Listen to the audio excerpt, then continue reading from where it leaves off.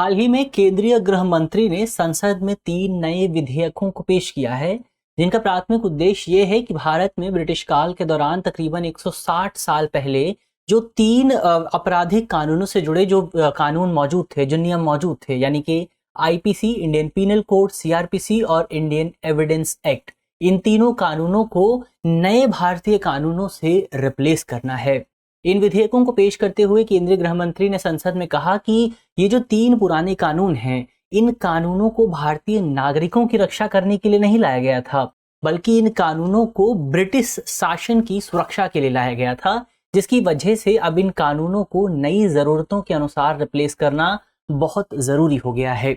तो आज इस वीडियो में हम मुख्य तौर पर बात करेंगे इंडियन पीनल कोड यानी कि भारतीय दंड संहिता यानी कि आईपीसी के बनने की कहानी को, इस पूरी यात्रा को जानने की कोशिश करेंगे। इसके इतिहास पर, इसके बैकग्राउंड पर भी बात करेंगे। मेरा नाम है अक्षय और आपका स्वागत है दृष्टि आईएएस की इस नई वीडियो में। तो चलिए वीडियो की शुरुआत करते हैं और सबसे पहले वीडियो की रूपरेखा को समझ लेते हैं। तो वीडियो में सबसे पहले हमने न्यूज यानी कि खबर की बात की, न्यूज की बात की। इसके बाद हम आईपीसी यानी कि भारतीय दंड संहिता के बारे में संक्षेप में बात करेंगे, कुछ जरूरी बातों को जानने की कोशिश करेंगे।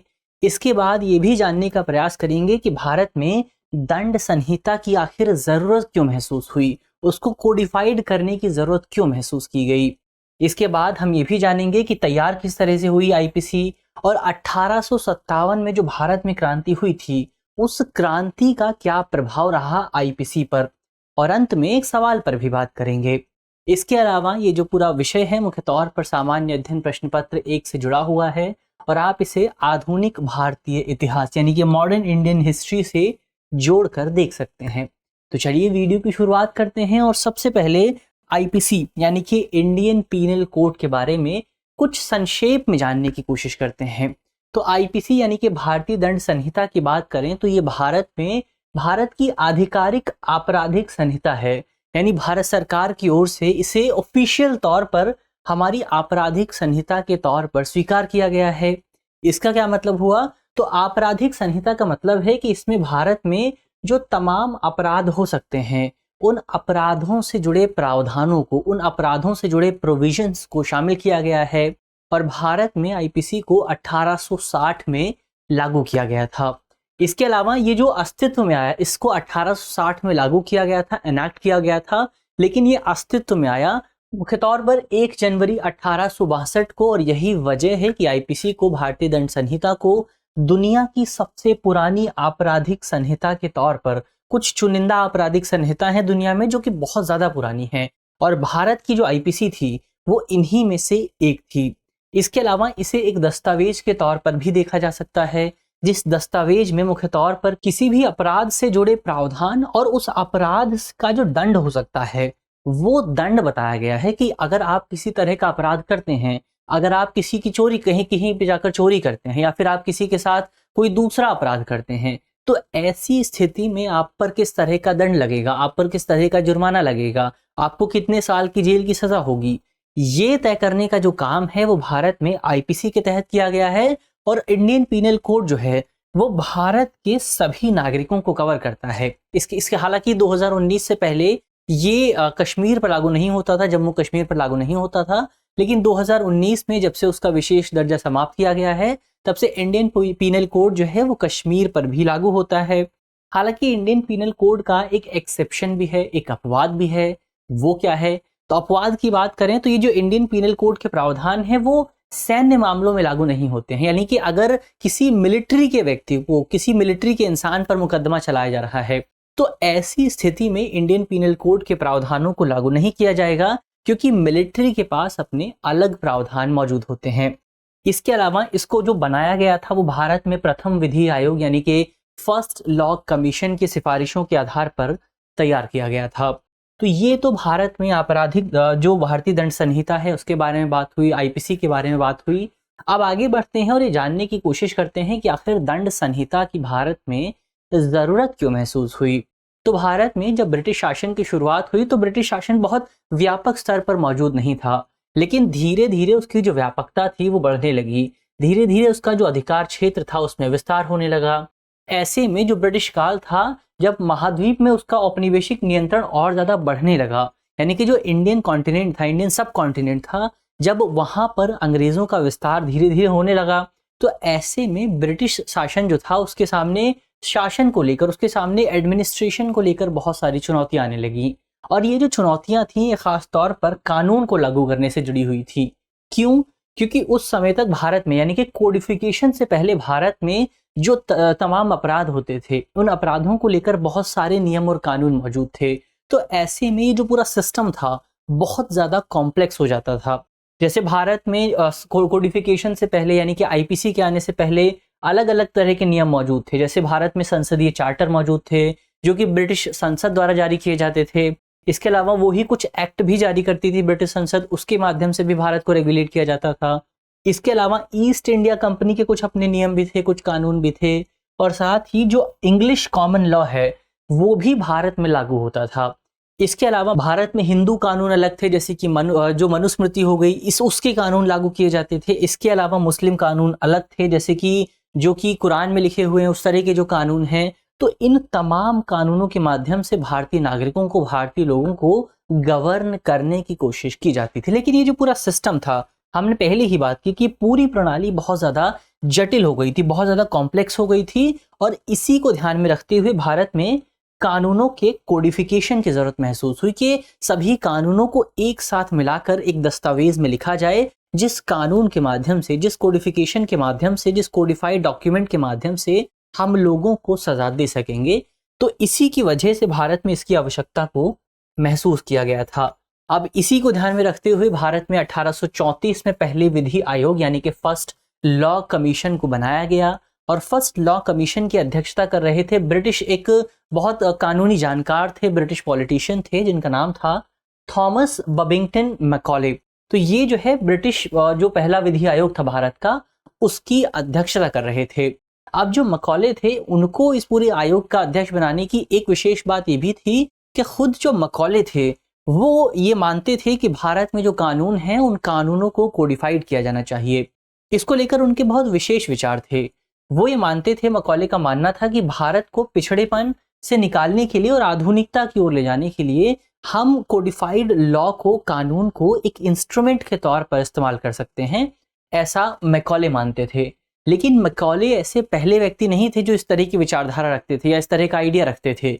उनके अलावा ब्रिटेन में ऐसे बहुत सारे लोग थे जो व्यक्तिगत तौर पर स्वीकार करते थे कि जो दुनिया में पश्चिम और पूर्व, यानी कि जो ब्रिटेन है और जो भारत है, उसके बीच में एक मानसिक दूरी मौजूद है, यानी कि एक साइकोलॉजिकल डिस्टेंस मौजूद है। और इन लोगों का ये मानना था कि अगर हमें ये साइकोलॉजिकल डिस्टेंस दूर करना है तो हमें कुछ इंस्ट्रूमेंट्स की जरूरत होगी, कुछ उपकरणों की जरूरत होगी, और मुख्य तौर पर जो अंग्रेजी कानून है और जो अंग्रेजी शिक्षा है, ये दोनों एलिमेंट्स उस इंस्ट्रूमेंट के तौर पर इस्तेमाल कर सकते हैं। इन दोनों एलिमेंट्स का इस्तेमाल किया जा सकता है इस पिछड़ेपन को, इस मानसिक दूरी को दूर करने के लिए, इस डिस्टेंस को कम करने के लिए। और इन तमाम विचारकों पर, यानी कि जो लोग ये मानते थे, इसके अलावा मैकॉले पर, हमें जो एक इंग्लिश फिलोसोफर थे जिनका नाम था जेरेमी बेंथम, इनका बहुत ज्यादा प्रभाव देखने को मिलता है। अब जो जेरेमी बेंथम थे, उन्होंने दुनिया में आधुनिक उपयोगितावाद यानी कि मॉडर्न यूटिलिटेरिज्म की भी विचारधारा को पेश किया था। इस पर कोई विशेष बात करने की कोई जरूरत नहीं है, लेकिन अगर मॉडर्न उपयोगितावाद की बात करें तो ये मुख्य तौर पर इस बात पर जोर देता है कि हमें कॉन्सिक्वेंस की चिंता ना करते हुए मुख्य तौर पर हमारी जो खुशी है, हमारी जो हैप्पीनेस है, उसको बढ़ाने पर जोर देना चाहिए। चाहे हमें ग्रेटर गुड पर ध्यान देना चाहिए, चाहे उसका परिणाम कुछ भी हो। अंततः जो हमारा सुख है वो सबसे ज्यादा प्रथम हो जाता है। इनका प्रभाव बहुत ज्यादा प्रमुख था। और जो जेरेमी बेंथम थे, ये भी मुख्य तौर पर इनकी जो विचारधारा थी उसमें एक एलिमेंट कानून के कोडिफिकेशन पर जोर देना भी था, क्योंकि जेरेमी बेंथम मानते थे कि जो ब्रिटिश कानून है वो बहुत ज्यादा बोझिल है और बहुत ज्यादा जटिल है, बहुत ज्यादा कॉम्प्लेक्स है। क्योंकि उस समय के ब्रिटिश कानून जो थे वो मुख्य तौर पर सदियों से धीरे धीरे जो कानून बनते आ रहे थे उन पर निर्धारित थे। ब्रिटिश जो पूरे लॉज थे वो धीरे धीरे विकसित हुए थे, जो धीरे धीरे प्रथाएं विकसित हो रही थी, जो कन्वेंशंस बन रहे थे, उनके आधार पर ब्रिटिश कानून विकसित हो रहे थे। तो ऐसे में जेरेमी बेंथम ने मुख्य तौर पर यह जोर दिया कि हमें कानूनों को कोडिफाइड करने की जरूरत है, और इन्हीं के विचारों का प्रभाव हमें मैकॉले पर भी देखने को मिलता है। तो यहाँ से शुरुआत होती है भारत में कानूनों के संहिताबद्ध करने की। इसके बाद मुख्य तौर पर कैसे तैयार हुई भारतीय दंड संहिता, अब इस पर बात करते हैं। तो हमने इससे पहले ज़रूरत पर बात की, अब ज़रूरत से आकर उसके प्रोसेस पर बात करते हैं। तो 1833 में हमें ब्रिटिश संसद द्वारा पहली बार इंडियन गवर्नमेंट एक्ट पारित किया जाता है, और इस इंडियन गवर्नमेंट एक्ट का मुख्यतः बहुत ज़्यादा प्रभाव देखने को मिलता है।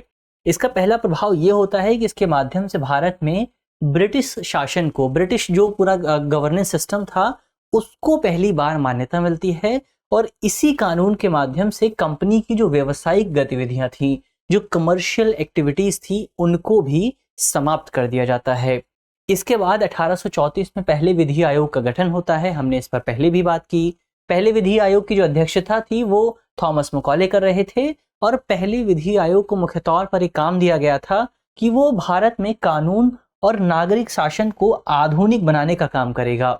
यानी कि हमारे देश में जो उस समय कानून मौजूद थे, उन कानूनों को और हमारे देश का जो सिविल गवर्नेंस सिस्टम था, उसको मॉडर्नाइज करने की जिम्मेदारी पहले विधि आयोग को दी गई थी।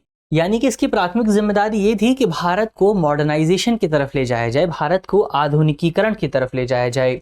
लेकिन इसकी विशेष बात ये थी कि पहले विधि आयोग को मुख्य तौर पर केवल आपराधिक कानूनों पर जोर देने के लिए कहा गया था, यानी कि केवल जो क्रिमिनल लॉज हैं उन्हीं पर जोर देने को कहा गया था, और उन्हें स्पष्ट तौर पर यह हिदायत थी कि वो व्यक्तिगत कानूनों पर जोर ना दें, व्यक्तिगत कानूनों पर विचार ना करें, पर्सनल कानूनों पर, जो पर्सनल लॉज हैं उन पर विचार ना करें। तो जाहिर तौर पर हम यहाँ पर देख सकते हैं कि ब्रिटिश सरकार द्वारा जो धर्म थे उनको अलग अलग, जो धार्मिक मामले थे उन्हें अलग अलग रखने की कोशिश की गई थी। इसके बाद 1837 में पहली बार इसका ड्राफ्ट तैयार होता है आईपीसी का, और जो तमाम बड़े ब्रिटिश अफसर थे उनके सामने पेश किया जाता है पहले विधि आयोग द्वारा। लेकिन उसके बाद इस कानून को वहां के जो बड़े अधिकारी थे वह नजरअंदाज कर देते हैं, इसको लागू नहीं किया जाता है, इसको बहुत बहुत लंबे समय तक इसको लागू नहीं किया जाता है। अब आगे बढ़ते हैं और 1857 की क्रांति का क्या प्रभाव रहा था, और ये पूरा जो ड्राफ्ट था, जो आईपीसी था, वो अस्तित्व में किस तरह से आया, उस पर बात करते हैं। तो आईपीसी हमने पहले ही बात की कि बहुत पहले ही बनकर तैयार हो गया था, 1837 में इसका पहला ड्राफ्ट आ गया था, लेकिन इसको लागू होने में 1860 तक का समय लगा, बहुत लंबा समय लगा। वो कैसे लगा? तो ये तैयार तो बहुत पहले हो गया था, लेकिन अंतिम प्रस्ताव को मंजूरी मिलने में बहुत समय लग गया, कई सालों तक ये अटका रहा। क्यों अटका रहा? क्योंकि उस समय तक भारत में जो शासन था वो ईस्ट इंडिया कंपनी का था, और ईस्ट इंडिया कंपनी में कई जो रेशियल लोग मौजूद थे, उनका ये मानना था कि इस कानून के माध्यम से भारत में जो अंग्रेज लोग हैं और भारत के जो इंडिजिनस लोग हैं, यानी कि भारत के जो मूल निवासी हैं, उन दोनों को एक ही दृष्टिकोण से देखा जा रहा है, एक ही नजरिए से देखा जा रहा है, जो कि उनको बिल्कुल भी मंजूर नहीं था। तो ऐसे में उन्होंने स्पष्ट तौर पर इस पूरे ड्राफ्ट का बहुत ज्यादा विरोध किया और इस ड्राफ्ट को लागू होने बिल्कुल नहीं दिया। इसके बाद भारत में 1857 में हमें एक क्रांति देखने को मिलती है, और जिस क्रांति की वजह से भारत के एडमिनिस्ट्रेशन में बहुत बड़े बदलाव आते हैं। इसमें सबसे पहला और सबसे बड़ा बदलाव ये था कि ईस्ट इंडिया कंपनी को समाप्त कर दिया जाता है, और इसके बाद जो भारत का शासन था वो प्रत्यक्ष तौर पर ब्रिटिश क्राउन के अधीन आ जाता है, यानी कि ब्रिटिश मोनार्की के अधीन आ जाता है। इसकी वजह से भारत में जो ब्रिटिश शासन था उसको मान्यता देने के तरीके ढूंढे जाते हैं कि किस तरह से हम भारत में ब्रिटिश शासन को मान्यता दें। तो इसके लिए एक विचार ये सामने आता है कि अगर हम बेहतर ढंग से कानूनों को लागू करें, समान तरीके से कानूनों को लागू करें, तो शायद हो सकता है कि जो भारतीय लोग हैं वो ब्रिटिश शासन में विश्वास करने लगे। और इसी का परिणाम रहता है कि अंततः 1960 में आईपीसी को लागू कर दिया जाता है, और 1962 में आईपीसी अस्तित्व में आ जाता है, काम करने लगता है। तो ये तो आईपीसी के बनने की कहानी हुई। अब अंत में इस पूरे विषय से जुड़े एक सवाल की भी बात हो जाती है। आज का हमारा सवाल है कि औपनिवेशिक भारत में प्रथम विधि आयोग का गठन कब किया गया था? हमारे ऑप्शन है, option A 1834, option B 1860, option C 1919 या ऑप्शन डी 1947। तो आप कमेंट बॉक्स में इस सवाल का जवाब दे सकते हैं। मुझे उम्मीद है कि इस वीडियो में जिन बिंदुओं पर बात की गई है वो आपको समझ में आएंगे, और यदि आपके प्रश्न पत्र में इससे जुड़ा कोई भी सवाल आता है तो आप उसे आसानी से हल कर सकेंगे। इसके अलावा इस तरह की वीडियो देखने के लिए आप हमारे चैनल को सब्सक्राइब कर सकते हैं और यदि आप इस वीडियो की पीडीएफ चाहते हैं तो इसकी पीडीएफ आपको हमारे टेलीग्राम ग्रुप पर मिल जाएगी और टेलीग्राम ग्रुप का जो लिंक है वो वीडियो के डिस्क्रिप्शन में होगा। इसके अलावा आपके लिए एक बड़ी खबर ये भी है कि 16 तारीख तक जो दृष्टि के तमाम ऑनलाइन और पेन ड्राइव कोर्स हैं उन पर 50% तक की छूट दी जा रही है। तो जाहिर तौर पर यदि आप कोर्स खरीदना चाहते हैं तो ये आपके लिए एक बड़ा अवसर साबित हो सकता है। तो इसका लाभ उठाना बिल्कुल भी न भूलें। आप हमसे हमारे नंबर्स पर संपर्क कर सकते हैं। मिलते हैं आपसे अगली वीडियो में, तब तक के लिए धन्यवाद।